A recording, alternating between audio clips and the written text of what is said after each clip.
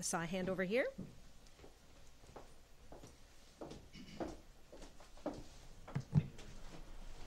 Dr. Davis, I'm John Deary. My affiliation is I'm a concerned dad. I'm not affiliated with Georgetown. I'm a financial policy professional in Washington, D.C. I've only recently gotten wise to the dangers of cell phones and RF radiation quite literally in the last 2 months. And the first thing I want to say to you is thank you. God bless you for the work that you're doing. It's been a tremendous help to a very, very concerned father. And I'm spreading the word throughout DC in terms of the safety tips. However, here's the thing that I want to ask you. Your work is incredibly important, but I'm sure that you would agree that it's only the tip of the iceberg. Cell phones and all of the tips that were just on the screen can help make us safer. We are being bombarded at this very second with RF radiation all over DC, all over Georgetown. Every public school in Fairfax County, Virginia is Wi-Fi. We know just last week that the FCC was reported is probably going to make a decision within days to open up the so-called white spaces in terms of radio frequency, which will enable the telecom industry to Wi-Fi 500 square mile areas. So it doesn't matter that I found a school that doesn't have Wi-Fi for my daughter. All of McLean, Virginia is going to be Wi-Fi. So how, if you take all of the safety tips that you take and you incorporate them into your life, how do we deal with this much, much larger, much more pervasive issue of cell towers, Wi-Fi, WiMAX, et cetera? It's an enormous issue. Where do we start? You know, I have to say I'm not as informed on this issue as I will become, okay? I think we start with the realization that we don't need to have all of the world made safe for Wi-Fi. There are some people, like Gro Brundtland, who believe they may be sensitive to this. This is proven to be a very difficult thing to study. It really has. And I think that, as I'm sure you're in touch if you've just started getting into this issue, there are groups that have developed information on this, and they can provide you with better information than I can. But I think it gets down to a basic right to know. And the presumption that there's no biological effect, I think, is questionable. And Margaret Mead once said that the only thing that really affects a democracy is when a group of concerned people get together to work on an issue. And I think this is an example of one. And while I'm not well informed on this issue at this time, I agree with you, this is the tip of the iceberg. I start out with the cell phone issue for one simple reason. There is nobody who's going to tell me that it's a good idea to hold a microwave radio next to my granddaughter's head. And if somebody wants to tell me that, I'd like to see that person. It's not a good idea. And moreover, there's a whole set of social, emotional, and spiritual issues that are being raised about what the shortened attention span and the electronification of our lives is doing to the dinner table. You've all gone out to restaurants, whether they're fast food ones or nice ones, and everybody's sitting there like this. And what's considered civil behavior is totally transformed. People will think nothing of talking to you and working on their phone at the same time. Eye contact, empathy, all of those things are kind of on the table. So I appreciate your concern. I think what you are doing the right thing to become informed, and I'm focusing on this issue because this one is clear. It's clear, and it's something you can do something about. Now, wireless has radically improved our ability to do things in medicine in terms of transmitting X-rays long distances, in terms of a lot of good things. So what I'm betting on, again, and I've had conversations with electrical engineers, is that there are safer designs for towers. There are safer ways to transmit information. Fiber optic, it would be what I'd be betting on over wireless in many cases. And I think we need to work together. And frankly, there needs to be a level playing field with getting this information, and there isn't one. Thank you.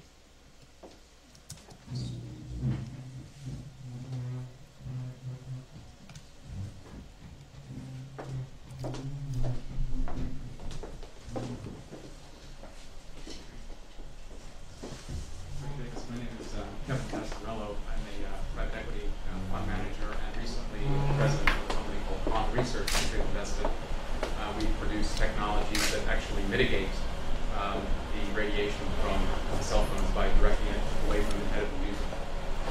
question is the advocacy has been somewhat fragmented. We've seen in Maine, San Francisco, other places now. Are there any champions on the Hill now, or are there any sort of coalescent sort of efforts out there now that might, on a national basis, promote some of the concerns that you're talking about today?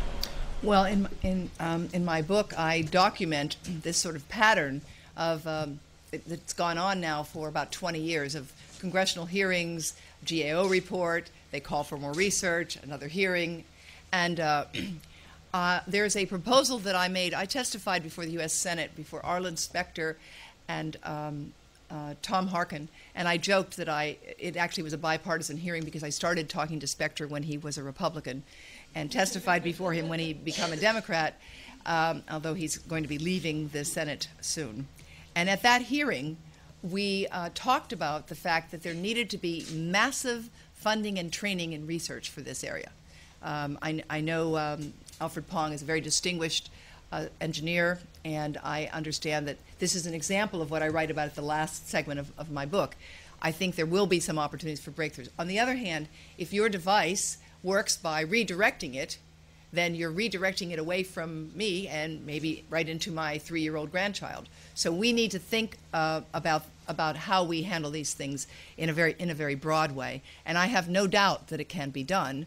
And in Congress, what I testified was that we need $1 a phone fee on every phone for 5 years, and that will provide us with the amount of money that we need to train engineers and scientists to do the work that has to be done. And though that is a broad public policy initiative, which is why I'm very excited to be talking about it here at the School of Foreign Service, because I think this issue cuts across every nation. It really does. It's one that really gets to the core of what we are as a people in terms of how we use science for public policy. And do we wait until we have definitive proof, like we did with tobacco or asbestos, or do we act? And I think we need massive funding for training and research, and there are some champions on the Hill. Unfortunately, from my point of view, Senator Specter will not be there. Senator Harkin remains quite interested in this, and there are a number of members of the House as well. But as I think all of you know, there are a few other priorities in the Congress right now. For most people, it's getting elected. And then after that, I think we will have an opportunity to revisit this issue, perhaps even when they come back after the November elections. I'll be happy to talk with you more about that.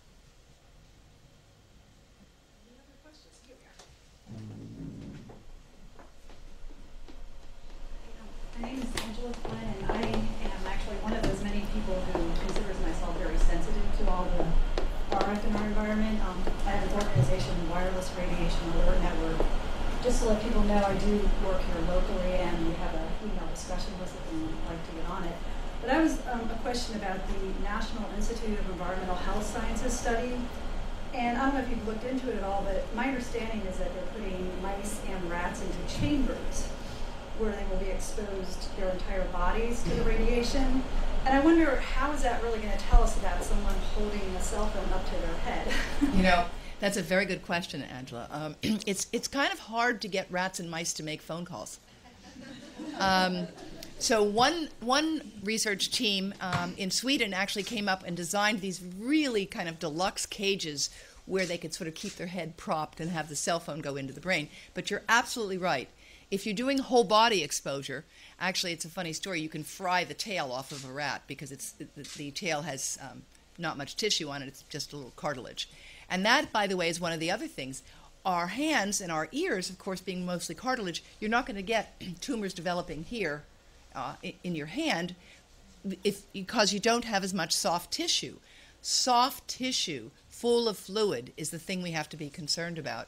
And the rat studies, we study rats because we're trying to prevent harm in people. That's why we do it.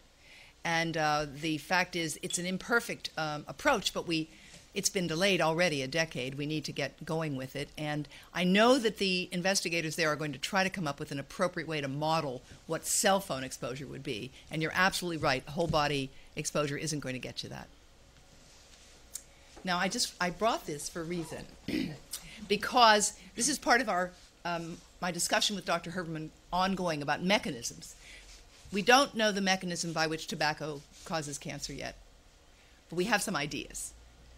But the mechanism by which cell phones might be affecting us may be this. Listen for a moment. That's resonance, all right? That's what our bodies are doing all the time. You're riding an airplane or in a car or in a bus, and you're resonating, and the bus is resonating like this, and you can read or work on your laptop or write. But if suddenly the bus or the plane stops and starts, and stops and starts, you can't read, you lose your place.